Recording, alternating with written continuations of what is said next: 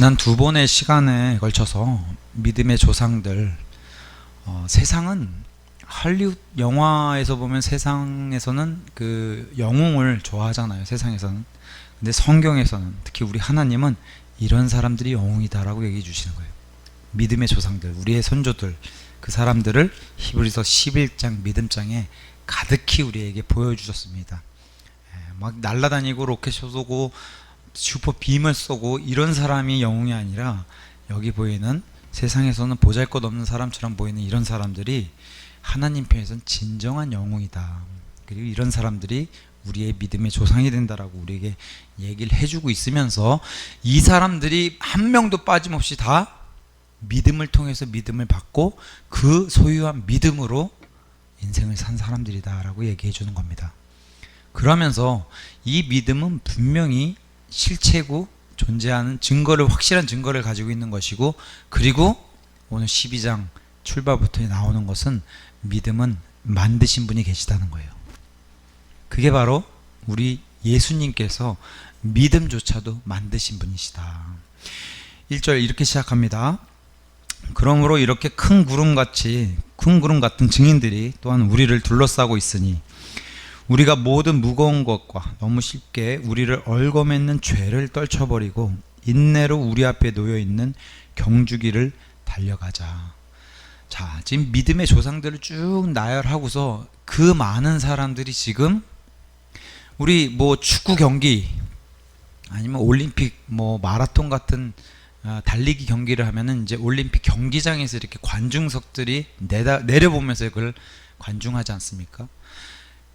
만약에 경기라는 그런 관중이 있는 그런 무대에서도 선수들이 이 아드레날린이 폭발한다고 얘기해요. 자기가 미처 알지 못한 그런 저 깊숙이 있는 힘도 발휘하게 되고, 응원을 받으면 하물며 그 인원에 비할 바 못되는 훨씬 더 어마어마한 그 인원이 지금 여기 믿음에 나열한 이런 사람들과 하늘에 있는 저 셀 수 없이 많은 무리의 천사들과 함께 저 하늘에서 내려다보고 있다는 거예요. 경기장의 관중들처럼. 제가 언젠가 주일학교 때 그런 얘기를 했어요. 범인들이 CCTV가 무서우니까 어떻게든 CCTV 앞에서는 무슨 뭐 헬멧을 쓴다든가 가면을 쓴다든가 아니면 CCTV가 안 보이는 곳에서 어떻게든 활약을 하려고, 악한 일을 하려고 그렇게 벌이는데, CCTV보다 더 많은 지켜보는 눈들이 많다는 거예요. 우리 눈에는 보이지 않지만 전국에서 우리를 내려다보는 엄청난 눈, 엄청난 증인들이 지금 믿음의 경주를 하고 있는 저와 여러분을 지켜보고 있다 얘기하면서 사도 바울이 꺼내는 게 바로 마라톤 얘기를 꺼냅니다. 마라톤 얘기. 이렇게 많은 증인들이 스타디움이나 이런 경기장은 비할 바 못 된다고. 하늘에 있는 구름을 봐라. 그 구름 속에 구름보다도 더 큰 증인들이 이렇게 우리를 내려다보고 있다는 거예요.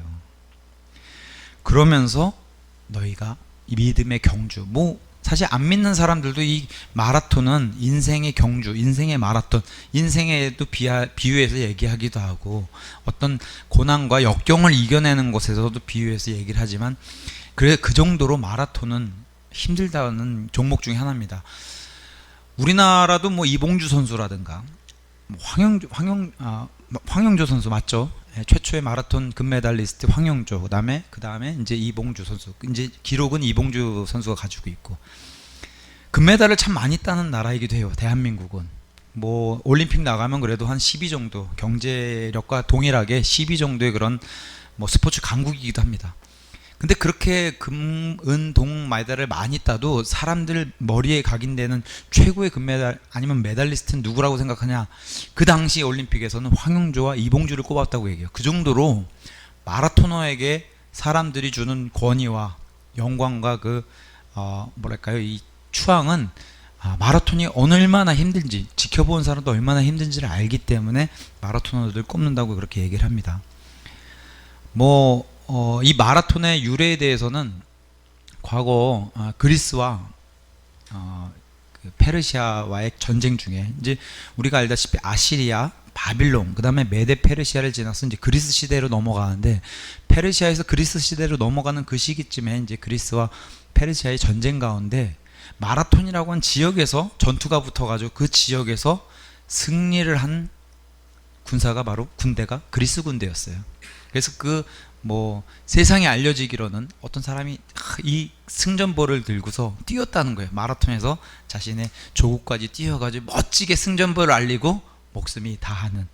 사실 이거는 훗날에 각색해서 소설처럼 이야기를 꾸민 것이고 쉽게 말해 가짜 뉴스예요. 그냥 듣기 좋은 말로 꾸며낸 거고, 진짜 팩트는 아테네, 그러니까 그리스와 페르시아군이 싸울 때 이 그리스의 주둔지인 아테네로 원정을 요청하러 가서 그 거리, 뭐 사실은 40km가 되지 않는 거리지만 어쨌든 그 먼 거리를 뛰어가서 원군 지원 요청을 했다고 하는, 그게 이제 사실 진짜 뉴스라고 이제 그렇게 알려주고 있습니다.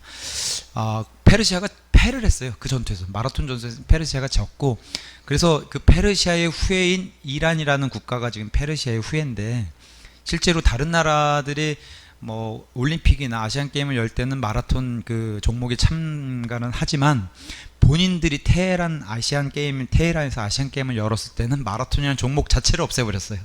그런 이제 역사도 가지고 있습니다. 그 정도로 자신의 페르시아의 역사 가운데 마라톤의 그 치명적인 것을 역사로 가지고 있기 때문에 이거는 이제 참고사항으로 이제 알려드립니다.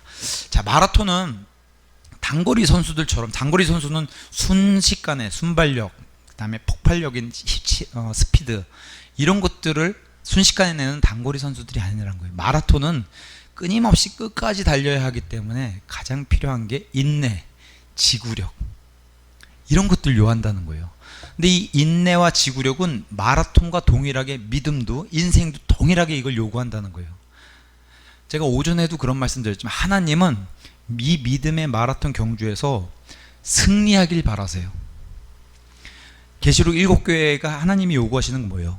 이기는 자. 너희들이 지는 것을 나는 용납할 수 없다. 왜냐? 우리 안에 계신 하나님은 우리 각 사람들에게, 구원받은 사람들에게 하나님이 이길 수 있는 힘은 다 주셨다는 거예요.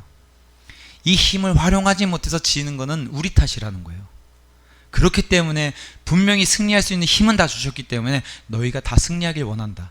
그리고 적법하게, 그럼에도 이 결과, 정해진 이 결과를 놓고 그 과정도 투명하고 적법하게.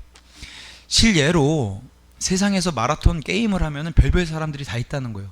40km, 뭐 42.19km 이렇게 가야 되니까 그 시간이 뭐 요새는 이제 세계 신기록이 한 2시간 좀 넘는 그런 시간을 가지고 있잖아요. 그러다 보니까 거리도 멀고 시간도 오래 걸리니까 중간에 택시 타는 사람, 지하철 타는 사람, 별의별 사람이 다 있대요. 그런 사람들을 중간에서 이제 발견해내는 거예요. 그럼 탈락을 시키죠. 자격을 박탈시키고.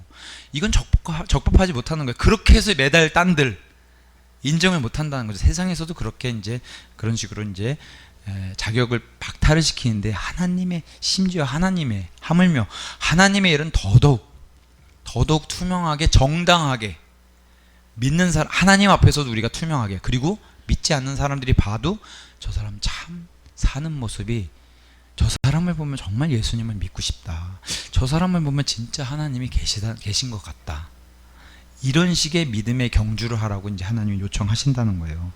바울도 이 땅에 있어서 얼마나 달리기 얘기를 많이 했는지, 지금 여기 히브리서도 이제 바울이 기록해서 이제 경주 얘기를 아예, 경주길, 레이스라고 하는 단어를 아예 넣었지만, 그래서 바울 당시에 2000년 히브리서를 쓴 당시에는 로마 시대에도 그리스에서 탄생한 게 올림픽이잖아요.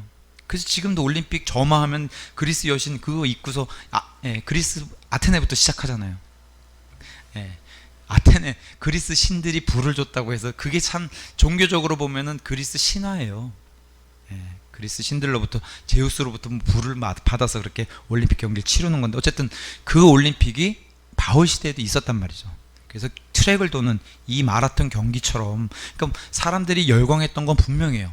바울도 히브리서에 유대인들 향해서 이런 편지를 쓸 정도로 온 세상 사람들이 이 마라톤 경기라든가, 뭐 그 당시에 우리가 배너란 영화를 보면 막 마차와 이런 걸 끌고서 왜 경주도 하고 막 그러지 않습니까? 그런 것을 통해서 사람들이 이런 것에 열광했고, 또 로마 시에는 잔혹한 그런 검투사들이 나와서 죽을 때까지 싸우는 그런 것을, 그게 이제 그 당시 오락 문화였는데, 이런 걸 통해서 바울이 달리기를 얼마나 많은 얘기를 했는지를 이제 성경을 통해서 이제 보여드리겠습니다. 먼저 이 믿음의 경주 같은 경우는 고린도전서 9장에 가서 보시면은 9장에서도 이렇게 얘기합니다. 고린도전서 9장 24절에 경주할 때에 달리는 자들이 다 달릴지라도 한 사람이 상을 받는 줄을 너희가 알지 못하느냐. 너희도 상을 얻도록 이와 같이 달려라. 여기도 경주 얘기를 하죠. 마라톤 얘기를 똑같이 합니다. 경주할 때 다 달린다고 해서 다 상 받는 거 아니다. 우수한 사람들이 상을 받지 않냐. 너희도 하나님의 일이라면 열심을 내서 이렇게 하라는 거예요. 세상에서는 뭐 참가의 의의를 두고, 제가 아까 말씀드렸죠. 요한계시록에 교회들에게 하나님이 요구하시는 것은 이기는 자, 승리를 하나님이 요구하시는 거예요. 그렇다고 해서 세상 사람들처럼 남을 밟고 이기라는 게 아니야. 적법한 가운데, 공의로운 가운데 하나님의 그 속성을 닮아서 적법한 가운데 투명하게 하나님의 사람처럼 행동을 하고 그 열매로 승리하라는 이런 모습을 보이라는 거예요. 바울은 계속해서 이렇게 달리는 얘기를 계속합니다. 디모데후서 2장에 가서 보시면 여기서도 사도 바울은 이렇게 얘기합니다. 2장 5절에 사람이 또한 우승하려고 애써도 적법하게 애쓰지 아니하면 왕관을 얻지 못한다. 아까처럼 뭐 지하철 타고 택시 타고 가가지고 결승전 꼴이면 하면 뭐해요? 자격을 박탈당하는 거예요. 받은 상도 뺏기는 거예요. 하물며 하나님의 사람들이 디모데야, 승리하는 게 무척 중요한 일이기도 하고 하나님이 원하시는 일이지만 여기 적법하게 우승하려고 애쓰는 것도 적법하게 애쓰지 아니하면 왕관을 얻지 못한다. 누구로부터? 하나님으로부터. 똑같이 이렇게 얘기합니다. 지금 사도 바울의 경주와 이런 비유를 통해서 지금 뽑아내는 거예요. 바울이 얘기한 것들 중에서. 디모데후서 4장 7절에 가서 보시면 이런 얘기를 합니다. 내가 선한 싸움을 싸우고, 유명한 구절이죠. 나의 달려갈 길, 그죠? 자신의 이 믿음, 구원받고 난 이후에 죽음까지 이르는, 순교까지 이르는 이 믿음 여정에 이 일이 나에게는 달려가는 마라톤과 똑같았다. 이 얘기를 합니다. 나의 달려갈 길을 끝마치는 이, 그게 순교였어요. 바울에게는 끝마치고 믿음을 지켰다. 적법하게, 그리고 우승하려고 애썼다. 지금 바울은 이걸 본보기로 보여줬고, 이후로는 이렇게 하면은 자신이 본보기 이렇게 보였던 것처럼 이후로는 나를 위해 이 마라톤을 잘 달린 그 보상으로 의의 왕관이 예비되어 있다. 의의 왕관이 예비되어 있나니 주 곧 의로우신 심판자께서, 마라톤을 잘 지켜본 이 심판자께서, 세상의 마라톤도 심판이 있지 않습니까? 적법하게 경기를 치르는지, 그런 것처럼 하늘에 계신 심판자께서 그날에, 이 날이 어쩐 날이에요? 그리스도 심판석에서, 그리스도 심판석에서 그것을 내게 주실 것이요 내게만 아니라 그분의 나타나심, 공중에 나타나시는 그 부활과 휴거의 날에 이 나타나심을 사랑하는 모든 자들에게 주실 것이다. 바울은 이렇게 남겼습니다. 갈라디아서 2장에 가서 보시면 바울은 계속해서 이거를 반복적으로 경주길에 대해서 이렇게 얘기합니다. 2장 2절에 내가 계시에 의해 올라가 내가 이방인들 가운데서 선포하는 그 복음을 그들에게 전달하되, 명성 있는 자들에게, 장로라든가 아니면 그 외에 높은 지위에 있는 자들에게는 개인적으로 하였으니 이것은 어찌하든지 내가 다름질하는, 여기서 똑같은 달리기 얘기합니다. 다름질하는 것이나 다름질한 것이 헛되지 않게 하려 함이라. 나는 믿음에서 항상 이렇게 경주를 달리는 것처럼 다름질해서 이렇게 사람들에게 하나님 말씀을 전했다. 믿음 생활 이렇게 했다라고 자기는 자부하면서 얘기하고, 빌립보서 2장 6절에서도 이렇게 얘기합니다.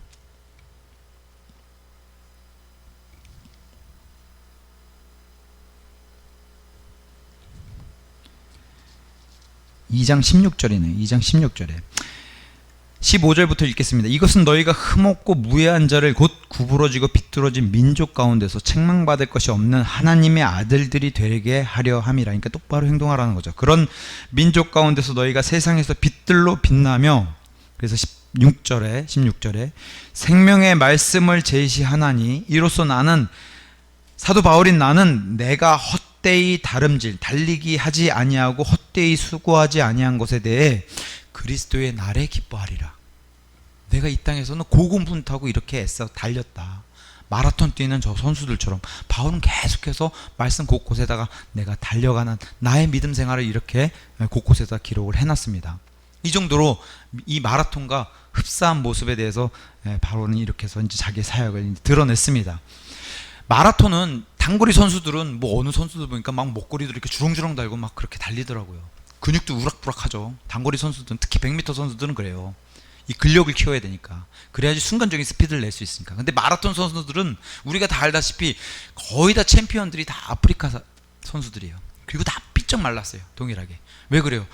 오래 달려야 하고 그 정도로 근육까지도 줄여가면서 달려야 하는 그런 지구력을, 그리고 무게를 자기가 가지고 있는 몸무게조차도 줄여야 하기 때문에 몸을 그렇게 만들어질 수밖에 없고, 더군다나 유니폼 자체가 아주 최소한의 유니폼만 입고서 달리게 돼요. 여기 보면은 12장 1절에 모든 무거운 것을 떨쳐버리고 너무 쉽게 우리의 얽어먹는 죄, 여기는 죄의 짐, 이게 무겁게 우리에게 얹혀져 있다는 거예요. 이것도 떨쳐버리라는 거예요. 마라톤처럼 오래 달리려면 이런 것들이 실려 있으면은 선수로 금방 뛰다가 지친다는 거예요. 그러니까 오래 달리고 믿음 생활을 잘 달리려면 이런 것들을 스스로 없애야 된다는 거예요.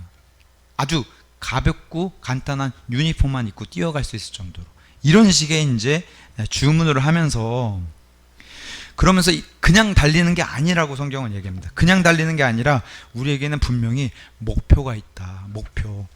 그 목표가 마라톤 선수들에게는 그 피니시, 끝나는 목표겠지만, 믿음의 사람들에게는 성경이 이렇게 얘기합니다. 빌립보서 3장 13절에 이런 식으로 얘기합니다. 3장 13절에 형제들아, 나는 내가 이미 붙잡은 줄로 여기지 아니하며, 내가 선수가 됐다고 우쭐대지 않고 믿음 생이 끝났다고 얘기하고 구원받았다고 해서 끝났다는 게 아니라는 거예요. 이미 붙잡은 줄로 여기지 아니하고 다만 이 한 가지 일을 행하나니, 곧 뒤에 있는 그것들을 잊어버리고, 이제 구원받으면 그거는 이제 지나간 일이고 앞에 있는 그것들에 도달하려고 나아가야 되는데, 그게 뭐냐? 저 앞에 있는 목표 지점, 결승전이 누구라고 얘기해요? 그리스도 예수님 안에서 하나님의 높은 부르심의 상을 받기 위해서, 저기 결승전을 통과해서 우승을 하게 되면 하나님이 높게 쌓아놓은 상이 있다는 거예요. 그 상을 목표로 두고서 그것을 받기 위해서 저 표대, 결승전이 저기 있는 그 표대를 두고 향해 밀치고 나아간다. 이게 믿음 생활이고 성화라고 얘기하는 거예요. 구원받아서 끝이라면 이런 얘기를 할 필요가 없죠. 마라톤은 인내예요. 중간에 그만두고 싶고 너무나 괴로운 게 마라톤이에요, 사실은. 여기 뭐 예전에 뭐 요새 아이들은 경험해 못 해봤지만 예전에 다 체력장 이런 거 해보시지 않으셨어요? 너무 싫지 않습니까? 오래 달리기 이런 거 걸리면 물론 뭐 한때 그냥 뭐 점수 주기 일환으로 다 같이 줄 맞춰서 뛴 그런 때도 있긴 하지만, 어쨌든 시간 안으로 들어와야지만 점수를 받아야 되니까 너무 괴로운 그 오래 달리기, 막 오래 달리면 막 진짜 심장이 터져나가고 너무 괴롭잖아요. 그런 식으로 2시간을 뛰어야 된다고 생각해보세요. 얼마나 힘들겠어요. 근데 나 혼자 뛰는 것도 아니고 다른 그렇게 훈련된 선수들하고 겨뤄야 된다고 생각하면 이게 심각한 문제예요. 근데 이런 목표를 믿음의 사람들은 가지고 있어야 된다는 거예요. 그러면서 성경은 계속해서 뭘 요구해요? 이 땅의 것들에 애착을 두지 마라. 골로새서 3장이죠. 하늘 위에 있는 것들에 애착을 둬라. 거기가 너의 목표다. 거기가 결승전이다. 이 땅의 거를 누리려고 하는 게 아니라 우린 저 하늘에 있는 예수 그리스도라고 하는 그분의 상을 얻기 위해서, 상을 받기 위해서 거기 많이 쌓여있는 그 보상들, 그걸 받기 위해서 거기를 영어로는 랜드마크로 돼 있어요. 마크. 랜드마크. 우리 뭐 저는 이제 집이 송파구입니다. 송파구의 랜드마크는 롯데타워예요. 100층이 넘는 롯데타워가 어디서 봐도 보여요. 그게 랜드마크예요. 서울에. 외국인들도 오면 서울의 랜드마크는 롯데타워 아니면 남산타워 이렇게 돼 있어요. 그게 표대예요. 그런 하나님이 보상을 그렇게 높게 쌓아놓은 저기가 너의 결승전이다. 그걸 보고 가는 거예요. 우리는 이 땅의 것을 보고 가는 게 아니라. 그러니까 가장 높은 상이 이 땅에 있는 게 아니라 저 하늘에 있다는 거예요. 그걸 보고 나가는 게 이게 믿음의 경주다. 그러면서 이 시작과 끝을 해놓으신 분이 계신데, 그분이 곧 우리 믿음의 창시자여 완성자이신 예수님을 바라보자. 자, 믿음 얘기를 쭉 하고 믿음의 조상들 얘기를 했어요. 근데 그 믿음을 만드신 분이 예수님이라고 얘기하면서 믿음의 창시자여 완성자. 더 멋있게는 믿음의 창시자, author로 돼 있어요. 이게 다른 뜻으로 아마 만약에 번역한다면은 성경의 저자, 만약에 성경에는 책을 집필하신 분, 작가, 그런 뜻도 돼요. 믿음이란 것을 만드신 분, 그리고 믿음을 만드셨고 그 작품을 끝내신 분이 예수님이신데, 본인도 그냥 이렇게 글로 끄적끄적 하신 게 아니라 이 땅에 몸을 가지고, 사람의 몸을 입고 내려오셔가지고 이 믿음을 자기가 구현해내서 완벽하게 이루시고 완성하시고 올라가셨다는 거예요. 그게 믿음의 완성자요, 창시자요, 완성자, 이렇게 되어 있습니다. 만약에 예수님이 이런 저자라면은, 작가라면은, 예수님이라고 하는 이 예수님의 교회, 아니면 예수님의 성도들 안에 그 주인공들과 등장인물들이 예수님이 글로 적는, 저와 여러분이 그런 존재라는 거예요. 근데 저와 여러분은 이미 어떤 배역을 맡았냐? 그래서 에베소서 2장의 말씀에 이런 멋진 말씀이 있는 겁니다. 저와 여러분이 구원이 끝이 아니라 구원 이후에 이렇게 믿음의 생활 달려한 이유가 이 믿음의 창시자의 완성자이신 이 단어랑 연결돼서 2장 8절에서 10절에 이런 구절이 나옵니다. 너희가 믿음을 통해 은혜로 구원 받았나니 그것은 너희 자신에게서 난 것이 아니라 하나님의 선물이다. 믿음도 선물이고 구원에서 주시는 은혜도 선물이라는 거예요. 저희는 사람 편에서는 뭘 해야 돼요? 받아들이기만 하면 돼요. 이건 믿는다라고 얘기하는 거예요. 그 믿음을 받아들이기만 하면 돼요. 이게 믿는다라고 얘기하는 거예요. 자, 행위에서 난 것이 아니니 이것은 아무도 자랑하지 못하게 하렴이라. 그러면서 그 믿음의 작가, 시작하시고 마치신 그 작가분, 창시자의 완성자이신 예수님이 우리를 자신의 작품 속의 등장인물, 이런 이제 성경도 이런 표현을 합니다. 우리는 그분의 작품이요. 이 성경이라고 한 책을 예수님이 쓰셨는데 본인을 주인공으로, 거기에 동일한 등장인물로 누가 들어간다는 거예요? 저와 여러분도 구원받으면 거기 안에 등장하는 등장인물로 들어간다는 거예요. 그러면 어떤 사람은 마라톤을 참 잘 뛴 그런, 그게 어디서 드러나요? 그리스도 심판석에 가면 우리의 믿음 생활의 행위책들이 거기 그리스도 심판석 앞에 펼쳐져 있는 겁니다. 거기에서 잘 달렸냐 못 달렸냐가 이제 그리스도 심판석에서 판가름 나는데, 그때 너는 나의 작품으로서 등장인물인데 너무 형편없었다. 내가 원래 너를 어떠한 존재를 만들었는지. 그래서 에베소 2장 10절 이렇게 얘기합니다. 우리는 그분의 작품이요 그리스도 예수님 안에서 선한 행위를 하도록 창조된 자들. 구원받으면 이렇게 선한 행위를 걷도록 하나님께서 그 선한 행위를 미리 정하시고 그 길 가운데를 걷는 걸 원하시는데, 우리가 그 행위 가운데서 걷게 하려 하시니라. 구원받아서 이 가운데 걷는 것뿐만 아니라 마라톤 경주처럼 뛰는 것을 원하시는데, 그 하나님이 만들어 놓으신 길 안에서 뛰라는 거예요. 근데 나는 구원받았으니까 뛰긴 뭘 뛰어요, 나는 여기서 만족합니다라고 주저앉으면은 올라가서 행위책에 너는 도대체 경주를 하나도 안 했구나, 이게 뭐 메달리스트 이건 둘째 문제고 너는 완주도 못했구나, 이러면 보상이 없는 겁니다. 그래서 성경이 이런 것을 놓고 경고를 주는 겁니다. 자, 그러면서 우리 믿음의 창시자였 또 완성자이신 예수님. 중요한 거는 포인트가 이거예요. 구원받지 못한 사람은 경주를 뛰는 트랙 자체도 들어가지 못해요. 구원이란 것은 여기 사도 바울의 비유의 표현에 따지면 구원받은 사람만 선수 자격을 부여해서 트랙 위에 설 수 있는 겁니다. 구원받지 못하면요, 아예 경기장에 들어가지 못하는 거예요. 경기장 밖에서 있는 거예요. 구원받은 사람만 뛸 수 있는 자격을, 선수 자격을 주고 트랙 위에 세우는 겁니다. 이게 구원이에요. 그러면요, 그 뒤로는 걷든지 뛰든지 하는 거예요. 그게 믿음 생활 성화라고 얘기하는 거예요. 구원은요, 경기장 안에 트랙에 서는 겁니다. 아주 기초적인 거죠. 이건 시작도 안 한 거예요. 중요한 건 선수 자격을 부여받는 게 구원이라면은 이제 뛰어서 완주와 그 안에 메달리스트가 되는 것은 믿음 생활 성화에 달려 있다는 거예요. 그래서 구원도 중요하지만 이 믿음의 여정, 마라톤과 같은 여정도 굉장히 중요하고, 여기 안에서 지구력을 요하고, 지구력과 동일하게 하나님이 요구하시는 건 마지막에도 다시 하겠지만 인내를 요구하시는 거예요. 마라톤에도 이게 얼마나 때려치고 싶어요. 우리 체력장에서 오래 달리게 하면 중간에 정말 숨이 가빠서 때려치고 싶어요. 근데도 어떻게 해요? 참는 걸 인내라고 그래요. 그래도 끝까지 참아야지, 그래야 점수 받으니까. 그 얘기를 믿음 생활에서도 동일하게 하는 겁니다. 왜냐, 이것을 먼저 본을 보이신 분이 계시기 때문에. 그래서 우리의 믿음의 창시자의 완성자이신 예수님을 바라보자. 이분이 공생에 들어와서 자신이 믿음은 저렇게 소유하고 저런 식으로 열매를 맺고 저렇게 하는 거구나 보여주신 분이 예수님이라는 거예요. 3년 반, 사람이 보기엔 짧은 기간인데 그 안에 우리의 인생의 희노애락이 다 예수님이 보여주고 하셨다는 거예요. 심지어 질병이든 징계든 아니면 악으로부터 온 마귀 시험이든 이 모든 것을 다, 그래서 복음 소환을 샅샅이 살펴보면 우리가 인생에서 당하는 그런 모든 악한 아니면 경주에 물은 걸림돌 같은 것들이 다 그 안에 기록을 다 해놨다는 거예요. 하나님 완벽하시니까 3년 반 만에 이 모든 걸 다 하시고 기록해 주시고 돌아가셨다는 거예요. 자, 우리 믿음의 창시자의 완성자이신 예수님을 바라보자. 그분께서는 자기 앞에 놓인 기쁨으로 인해, 이 기쁨은 뭐예요? 내가 이제 나를 희생함으로써 나를 믿는, 나를 받아들인 자들을 구원하실 수 있는 이런 기쁨을 인해, 또 죄를 없애버리신다는 그 목적의 기쁨으로 인해 십자가의 수치, 이건 뭐 몸이 빨개 벗겨지고 십자가에 매달리시고 아니면 뭐 뺨을 맞고, 그죠? 자기가 만든 창조물에게 뺨을 맞고 수염이 뜯기고 도구로 찔러서 얼굴이 이렇게 2배가 붓고, 이런 것들은 멸시하셨다는 거야. 나는 이런 거 괜찮다. 이런 건 너희가 신경 쓰지 말아라. 너희에겐 이런 게 문제가 아니라 너희가 지옥의 그 불구덩이 속으로 들어가는 이런 것을 너희 스스로가 불쌍히 여기고 여기서 건질 수 있는 분은 예수님밖에 없구나. 이거를 믿으라고 예수님은 요구를 하시는 겁니다. 십자가에 달리시고 이런 것들을 너희는 신경 쓰지 말아라. 이건 다 멸시하셨어요.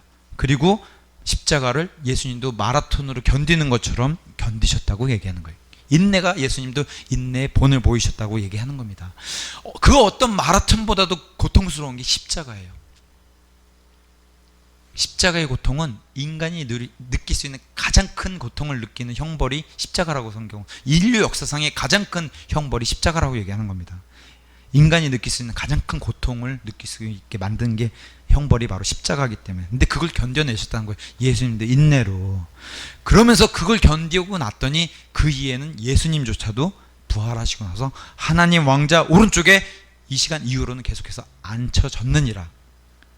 본인이 앉았다는 거예요. 하나님으로부터 이런 보상을 받은 것처럼 너희도 나를 따르고 나를 믿고서 나를 받아들이고 나를 따르면 내가 동일하게 아버지께 내가 이렇게 보상받아서 앉혀진 것처럼, 본인이 앉은 게 아니라 여기 성경에 앉혀지셨느니라 수동태로 돼 있어요. 하나님이 앉게 해주셨다는 거예요. 이런 것처럼 너희가 잘 완주하고 더군다나 잘 달리면은 보상을 주겠다.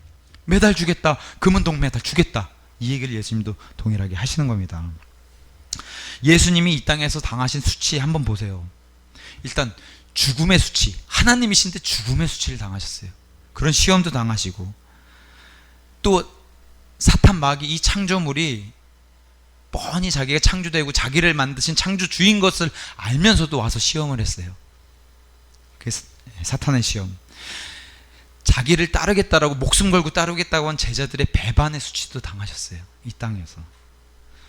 하나님이신데 뭐 부자가 아무리 하나님 앞에 가서, 아랍의 그런 부자들이 가서 자랑해봐 뭐 하겠어요. 우리 하나님보다 부자가 어디 있어요. 그럼에도 하나님이 이 땅에 내려오셔서 배고프셨어요. 이게 바로 지금 믿음의 본입니다. 안 해도 되는 걸, 배고픔을 안 겪으셔도 되는 거를 이 땅에 오셔서 우리를 위해서 지금 배고픔을 견디시고 이걸 보여주셨다는 거예요. 배고프시기 뿐만 아니라 목마르셨어요. 이런 본을 계속 보이는 겁니다. 하나님은 기쁨만 누리실 수 있는 분임에도 불구하고 이 땅에 사람의 몸을 입고 내려왔기 때문에 우셨어요. 그래서 슬픔의 사람, 본인도 슬픔을 당하시기도 하고 2번 우셨어요. 사람들 앞에서. 더군다나 십자가 위에서는 당하실 필요가 없는 육체의 고통도 당하셨어요. 그죠? 손과 발을 다 찔리시고 모든 피를 다 쏟는 그런 고통을 당하셨어요. 그래서 베드로전서 2장 23절에 우리가 공부했던 이런 말씀이 있는 건데, 2장 23절,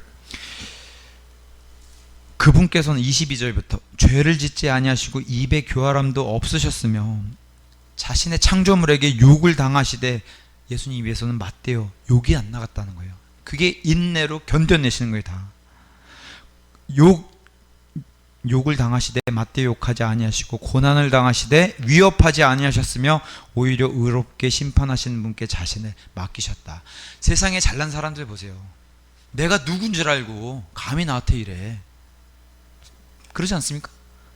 만약에 이런 능력을 발휘하실 것 같으면 하나님이 누구신데요? 그래서 예수님도 말씀하시잖아요. 만약에 내가 내 능력을 발휘했다면 천사들 12군단이 내려와서 그냥 순식간에 이걸 없앨 수도 있는데 나는 그런 능력 쓰려고 내려온 게 아니다. 이 땅에 받으실 필요가 없는 이런 수치와 멸시들을 스스로 당하셨다는 거예요. 누구를 위해서? 저와 여러분을 위해서. 그게 인간이 들을 수 있고 받을 수 있는 가장 큰 기쁜 소식이라는 겁니다. 그래서 복음이에요. 하나님은 그러실 필요가 없는데 저와 여러분을 위해서 그걸 다 몸소 스스로 당하시고, 너희도 나와 같은 이런 패턴, 믿음의 이 패턴대로 따라오길 바란다. 내가 믿음의 이 경주길을 달려갔던 것처럼 너희도 이렇게 달려오길 바란다. 아, 인간은, 우리는 못해요. 힘들어서 못해요. 아니, 할 수 있어. 왜? 바울도 인간인데도 했잖냐. 그래서 예수님의 그 길을 바울도 동일하게 달렸고, 바울 이후에 너희도 똑같이 할 수 있다는 거야. 그래서 이미 너희 안에는 내가 그런 능력을 다 줬다. 너희의 힘으로 하는 게 아니라 너희 안에 있는 하나님의 파워라는 거다. 믿음은 내가 그걸 만든 사람이고 내가 그걸 완성하고 내가 본을 보였잖냐. 이 얘기를 지금 예수님이 계속 하시는 거예요. 여기 지금 하나님이 얘기하시는데 위로의 하나님, 사랑의 하나님, 이런 내용이 없어요. 하나님은 계속해서 마라톤에 사랑과 위로가 있습니까? 괴로워요. 견뎌낸다는 것을, 인내를 계속해서 강조하시면서 여기서 이제 플러스 알파로 징계까지 얘기를 하세요. 자, 이 마라톤은 너희 스스로도 괴롭고 마라톤 뛰는 것도 괴로운데 여기에 이제 외부에서 들어온 외압도 있고 징계라는 게 있다. 3절, 죄인들이 자기를 대적하여 이처럼 거역한 것을 견뎌내신 분을 깊이 생각할지니. 자, 하나님이 어떤 분이신가, 그리고 왜 이런 고통을 당할 필요 없는데 이런 걸 당하셨나, 이런 것들을 깊이 생각하면 구원 못 받을 사람이 없다는 거예요.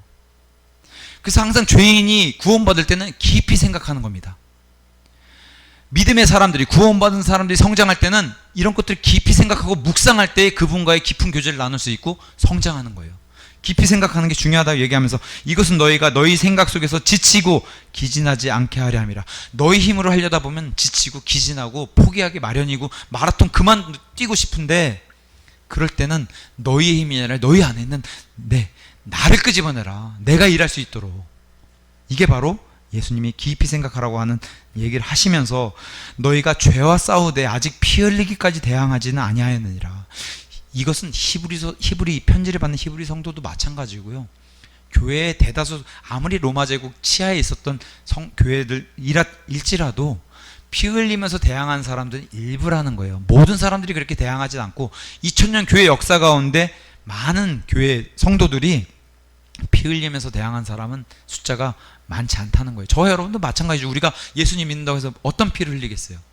근데 믿음의 사람들, 11장에 나왔던 믿음의 사람들은 피 흘리면서 대항한 사람들을 그래서 본보기 좋은 모델들로 내세운 거예요. 이렇게까지 한 너희들의 선조도 있다. 너희가 이 정도까지는 안 했고 나를 봐라. 내가 십자가에서 피 흘리기까지 죄에 대항하고 의인으로서 살았던 그런 삶을 너희가 생각해봐라. 이것을 얘기하면서 5절, 또 자식들에게 하던 너희에게 말씀하시는 권면을 너희가 잊었도다. 너희가 구원받았다면 하나님을 아버지라고 부르는 자식들 아니냐, 자녀들 아니냐 하면서 이르시되, 내 아들아, 너는 주의 징계를 멸시하지 말고 그분께 책망받을 때에 낙심하지 말라. 중요한 건 두 가지예요. 하나님은 징계와 책망을 주시는 이 일을 반드시 할 건데, 그때 징계를 멸시하지 말고 낙심하지 마라. 사람에게서, 특히나 하나님의 자녀들에게서 두 가지 모습이 나타난다는 거예요. 뭐야? 하나는 멸시. 이거 징계, 이 정도 징계야 뭐. 멸시. 아니면 정말 징계가 올까? 멸시한다는 거예요. 이게 믿는 사람들에게서 나온다는 태도예요. 또 하나는 책망받을 때 너무 안 좋은 일이 있으니까, 하나님 저에게 왜 이런 일이. 얼마 전에, 요새 이제 그 블랙박스를 통해서 교통 프로그램 중에 하나가 이제 한문철이라고 하는 변호사, 교통 전문 변호사가 나와서 하는 프로그램인데, 최근에 그 강원도에서 왜 차가 가로질러서 막 로켓처럼 날아가는, 할머니가 몰던 차가 급발진이 나가지고 손자가 죽는 그런 사고가 터진 게 있어요. 급발진으로 추정되는데 뭐 나라에선, 아니면 그 제조사에선 급발진으로 인정을 안 하니까. 근데 이제 얘기를 가만히 들어보니까 그 할머니가 9년 동안 그 자기 손주를 등하교시키는 그런 길이고 익숙한 길인데, 갑자기 차가 이상해져가지고 너무 속력이 빨라지고 브레이크가 안 먹어서 들이받았는데, 할머니는 살았는데 손주가 죽은 거예요. 근데 방송을 가만히 듣다 보니까 방송에서 계속 들리는 말씀이 극동방송 말씀하고 이 할머니가 믿는 사람이라는 그런 증거들이 계속 나오더라고요. 그러면서 이제 그 죽은 아이의 아빠도 그런 얘기를 하더라고요. 본인에게 이런 일이 있으리라고 상상도 못했고 딱 봐도 믿는 사람이에요, 가정이. 근데 어린 9살 된 아들이 죽어버렸어요. 그러면 사람 입장에서는 아니 하나님 왜 어떻게 이런 일이 있을 수 있습니까? 왜 이러세요 저한테? 이게 이제 사람이 당연한 반응인데 그 아버지의 이 인터뷰 내용이 참 마음을 울렸어요. 왜냐? 이런 일이 있었음에도 우리 가족이 하나님을 원망하지 않게 해주세요. 여기서 아멘이 오는 겁니다. 자기 아들이 죽었어요. 아들이 죽었는데 아들이 죽었음에도 불구하고 하나님을 원망하지 않게 해주세요. 만약에 그게 뭐 징계라고 볼 수는 없고 뭐 사람에게 이해할 수 없는 일들이기도 하지만 그런 일을 믿는 사람이 어떻게 그걸 이겨내는지를 참, 만약에 그게 마라톤 가운데 숨이 턱까지 오르고 이젠 도저히 못 뛰겠다 했는데도 그래도 다시 한번 힘을 내서 저쪽에 물 한 모금 이렇게 진열되어 있는 게 있어서 물 한 모금 마셨더니 그래도 또 힘을 낼 수 있을 것 같네, 뛸 수 있는 이러한 힘이 그 사람에겐 그렇게 발동한 것 같아요. 이게 보통 믿음이 아니죠. 하나님을 원망하지 않게. 왜냐하면 그 사람에게는 정말 욥의 믿음이 있는 거예요. 욥은 자식들이 다 건물이 무너져 다 죽었음에도 불구하고 자식들 주신 분도 하나님이시고 데려가시는 분도 하나님이신데 내가 하나님을 어떻게 원망하느냐, 그 청지기 자세를 보였잖아요. 자식은 내게 아니라 하나님 것인데 잠시 맡긴 거라는 그런 의미를 잘 알고 있는데 참 안타까운 사건이지만 그 사건을 통해서 참 많은 것을 느꼈어요. 하나님은 반드시 믿는 자기 자녀들에게 징계를 주신 분이시라는 거예요. 반드시. 근데 그 징계가 하나님이 너무 가혹하게 느껴질 수도 있고, 그러니까 사람 편에서는 이렇게 해야 돼요. 믿는 사람 편에서는 좋지 않은 일이, 그게 병으로 오든 재산으로 오든 경제적인 타격으로 오든 뭐 어떤 인간관계가 깨지는 걸로 오든 모든 안 좋은 것은 다 내 탓으로 해야 돼요. 하나님 제가 잘못한 게 있군요. 회개한 자세로 나를 낮춰야 돼요. 좋은 점이 와요. 좋은 일들이 막 생겨요. 그거는 다 하나님께 영광 돌려야 돼요. 감사합니다. 제가 이런 걸 받아도 될까요? 감사합니다. 안 좋은 건요, 나를 돌아봐야 돼요. 그게 설사 징계가 아니고 뭐 세상의 공통적인 시험이더라도 저에게 뭔가 문제가 있고 하나님이 저를 낮추시려고 하는가 보다 하고 나를 낮춰야 되는 게, 이게 우리의 자세인 거예요. 안 좋은 건 다 내 탓, 좋고 잘된 것은 다 하나님께 영광. 근데 대부분 사람들이 이걸 반대로 한다는 거예요. 많은 사람들이 교회 다니는 사람들이 교회를 떠나는 이유가 뭐예요? 하나님을 믿으면 뭐든지 다 만능으로 무적으로 다 보호해 주시다는데 안 좋은 일 좀만 터지면 하나님 저한테 왜 이러세요 하고, 이럴 거면 안 믿어요. 이런 하나님 저는 믿고 싶지 않습니다 하고 떠나버리는 게 그게 대다수 사람들의 자세예요. 오히려 반대, 잘한 것은 내가 잘 믿어서 이런 복을 받나 보다, 잘한 것은 자기 탓으로 하고 잘못된 것은 다 하나님 탓으로 돌리고, 반대로 해야 된다는 거예요. 반대. 자, 자기 자식이기 때문에 하나님이 징계를 반드시 내린다는 거예요. 징계는 자기 자식이 잘 되게끔 잘 되라고 주시는 게 징계예요.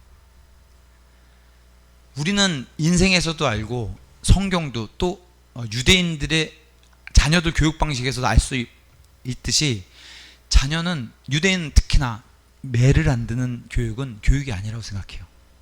매를 안 맞고 큰 아이는 반드시 잘못된다라고, 그게 유대인들의 교육 방식이에요. 성경도 그걸 지지합니다. 물론 뭐 다 큰 청소년을 때리라는 게 아니에요. 때릴 나이가 있다라고 해요. 유대인들은 그 나이를 10살 정도로 봐요. 유대인 교육 중에 유명한 이런 말이 있어요. 5살 된 아이는 주님으로 여겨라.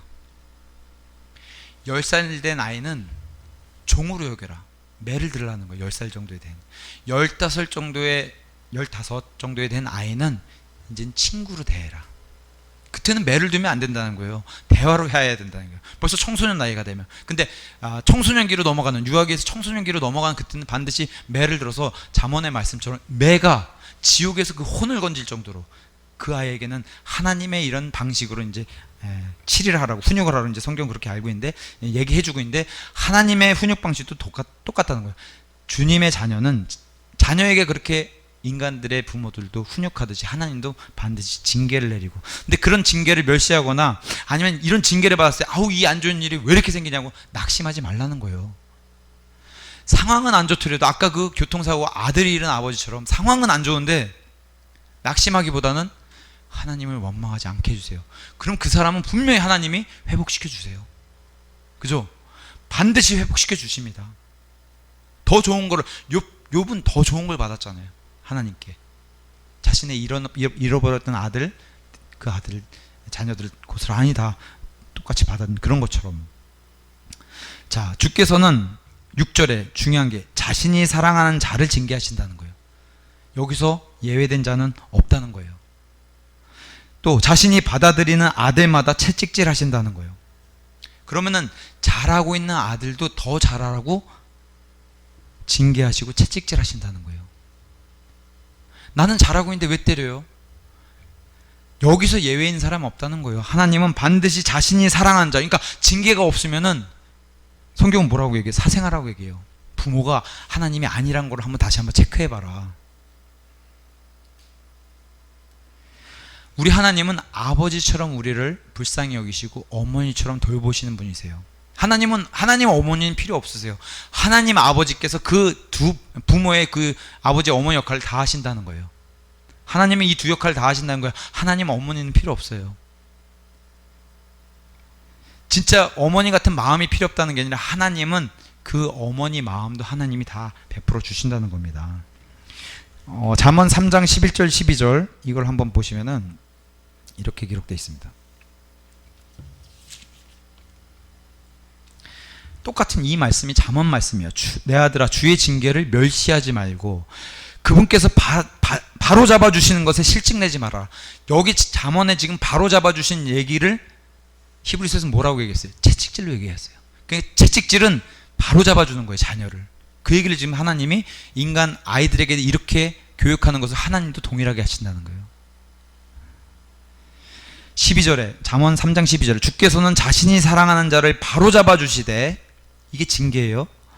마치 아버지가 자기가 기뻐하는 아들을 바로 잡아주는 것 같이 하시느니라. 그래서 인간들도 자식 잘 되라고 때리지 않냐, 회초리 때리고. 하나님도 똑같다. 근데 이 사람들이 이 맞을 때 이 괴로움 때문에 하나님은 이 회초리 때리는 하나님보다 사랑의 하나님, 사랑의 하나님을 사람들은 찾아요. 마치 혼내지 않는 좋은 말만 해주는 그런 하나님으로 다 둔갑시켜버렸어요, 세상 교회가. 근데 우리 하나님은 뭐라고 얘기해요? 내가 사랑한 자는 반드시 징계와 채찍, 이걸 통해서 내가 바로잡는다. 그 징계는 어떤 사건을 통해서 올 수도 있어요. 병을 통해서 올 수도 있어요. 경제적인 타격을 통해서 올 수도 있어요. 근데 성경은 더 확실한 건 뭐라고 얘기해요? 이런 것들이 오기 전에 뭘로 먼저 경고를 주신다고 얘기해요? 모든 성경 기록은 하나님의 영감에 의해 주신 것으로 교리와 책망과 바로잡음과 의로 교육하기 유익하다. 먼저 말씀으로 경고를 주세요. 그러니까 이런 말씀으로 먼저, 너 그러면 혼나? 부모들도 그런 얘기 하죠. 저도 아이들에게 얘기해요. 너 그러면 혼나? 다음엔 이게 반복되면 맞을 거야? 또 거짓말하면 그때는 매 맞는다? 이거예요. 하나님도 말씀을 이렇게 경고를 하고 듣지 않을 때 본격적인 징계가 내린다라고 성경이 얘기하는 겁니다. 7절 너희가 징계를 견뎌내면 하나님께서 아들들을 대우하듯 너희를 대우하시나니 아버지가 징계하지 않는 자가 무슨 아들이냐. 징계가 없으면, 아니 내가 심지어 간음을 했어요. 자기 아내를 두고 남편을 두고 바람 폈어요. 근데 징계가 없다. 믿는 사람인데 구원받는 게 확실한데, 그러면 구원받은 걸 다시 체크해보라는 거예요. 이건 뭔가 크게 단단히 잘못됐다는 거예요.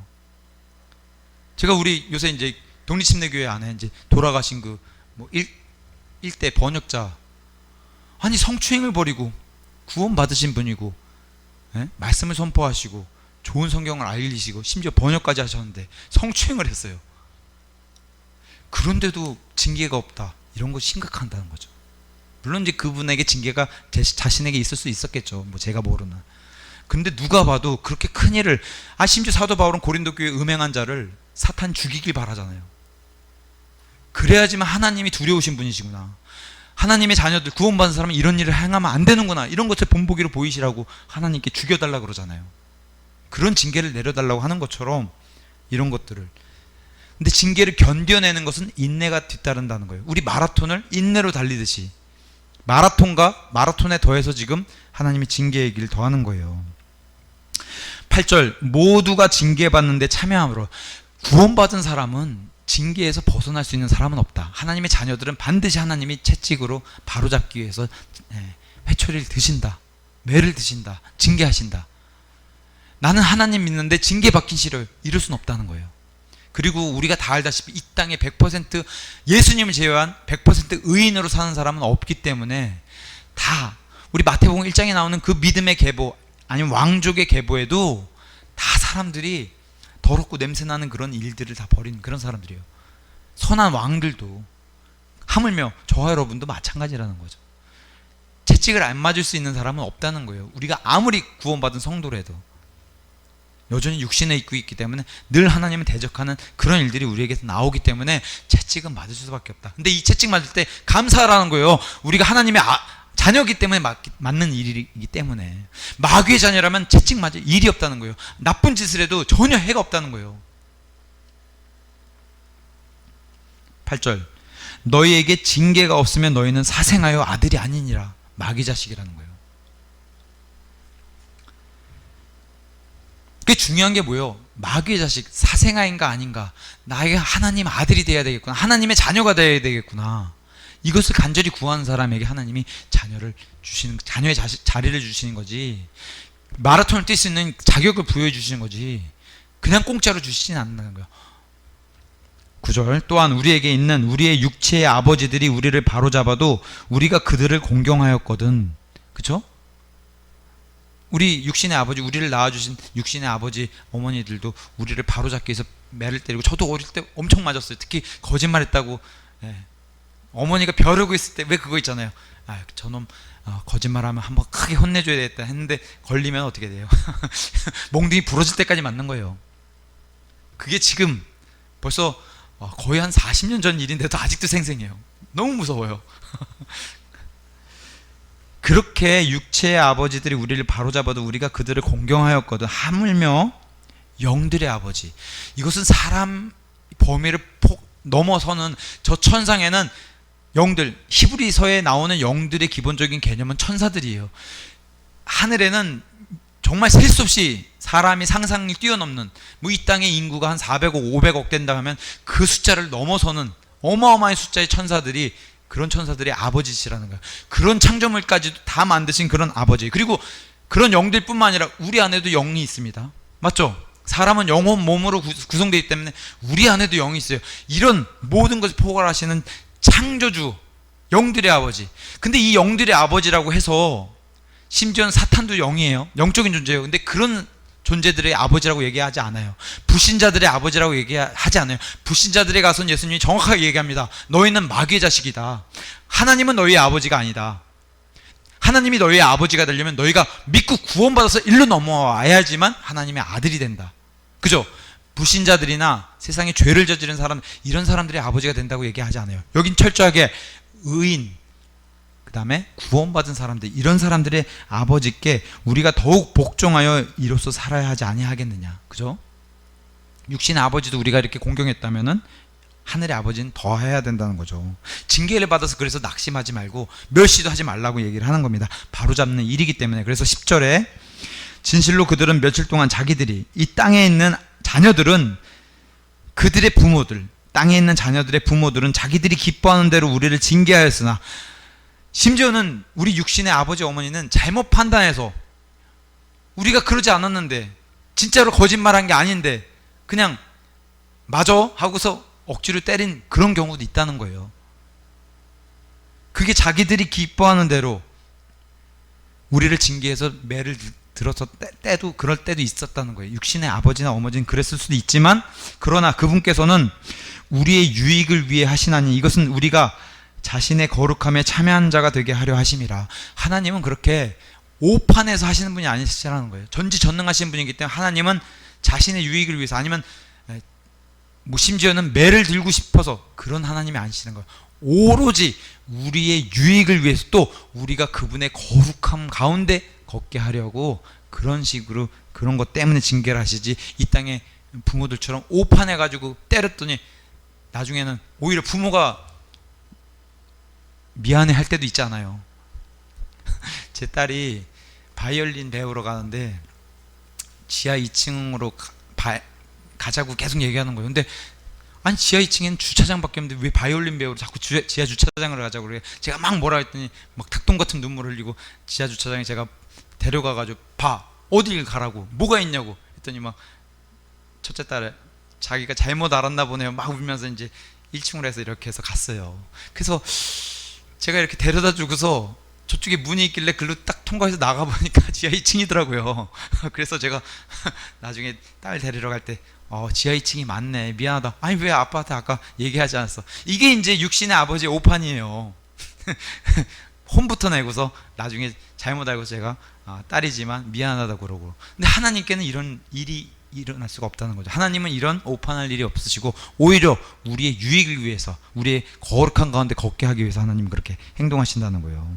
그런데 어떤 징계도 당신은 기쁘게 보이지 않아요. 징계받는 게 좋아하는 사람이 어디 있어요? 매 맞는 거 좋아하는 사람이 어디 있어요? 그건 뭐가 이상한 거죠. 마라톤 달리는데 숨이 차는데 좋아할 사람이 어디 있어요? 마라톤 달리는데 웃으면서 달리는 선수들 봤어요? 없어요.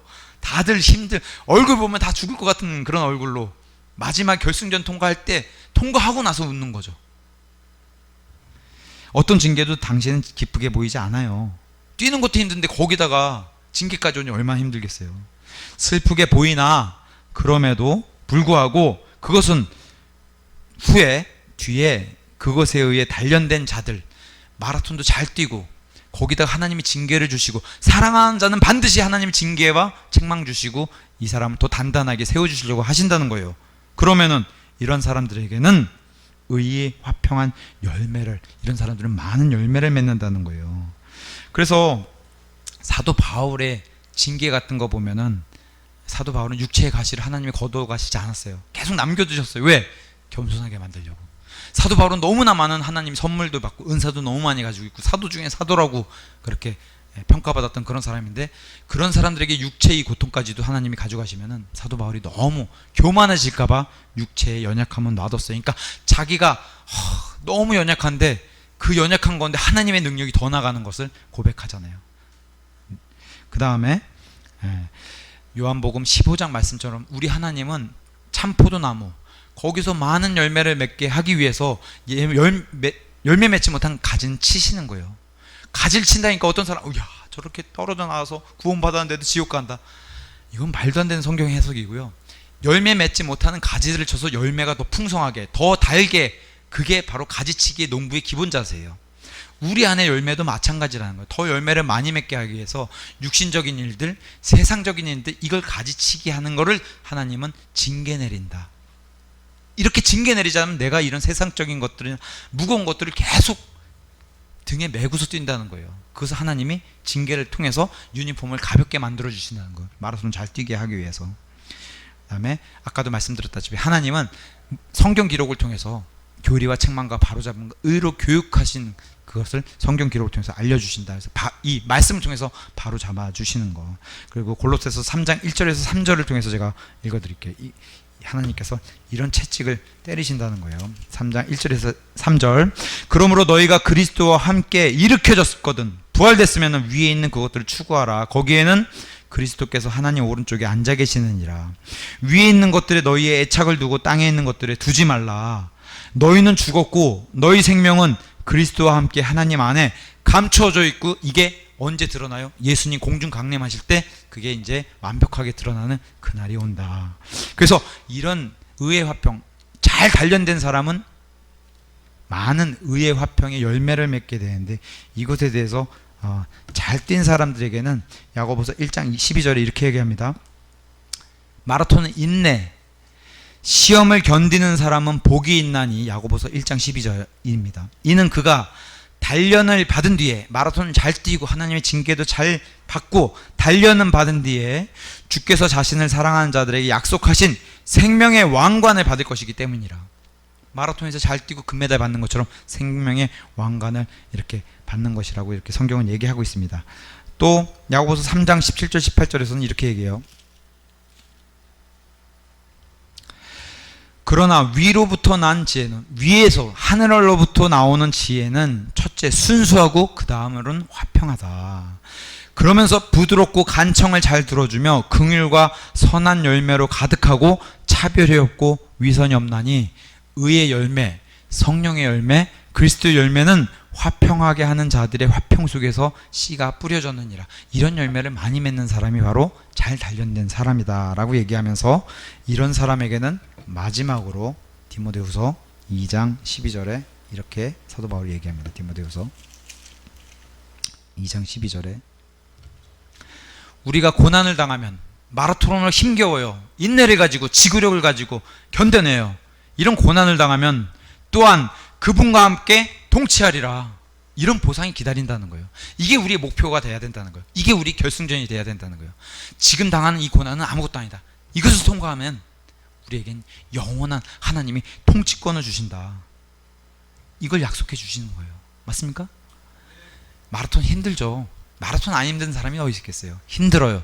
그럼에도 이 결승전을 예수님처럼 통과하면은, 그리고 그 힘을 이미 우리에게 주셨기 때문에 우리가 그분의 힘을 힘입어서 우리가 믿음 생활 잘 마라톤 달려나가서 완성, 저 결승전까지 통과를 하게 되면은 이제는 비교할 수 없을 만큼의 영원 무궁토록 우리에게 통치할 수 있는 통치권, 왕권, 제사장 권리를 우리에게 부여해 주시고, 많은 왕관들, 그래서 실제로 성경에서 주시는 왕관들은 겹쳐서 쓸 수 있는 왕관이라는 거예요.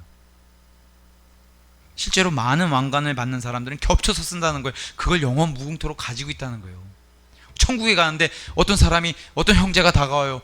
왕관을 겹쳐서 이렇게 쭉 쓰고, 나는 왕관 하나밖에 못 썼어요. 그런 것들이 수치스럽다는 거예요, 천국에 가면은.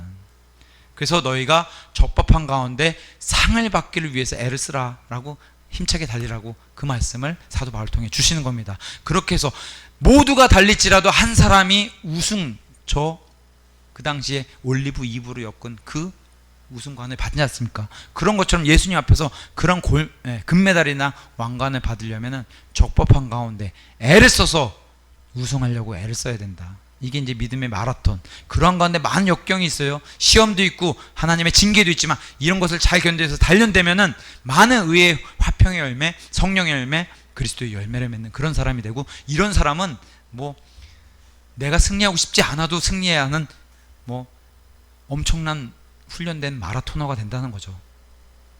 우리 모두 이런 사람이 되기를 예수님 이름으로 축원합니다.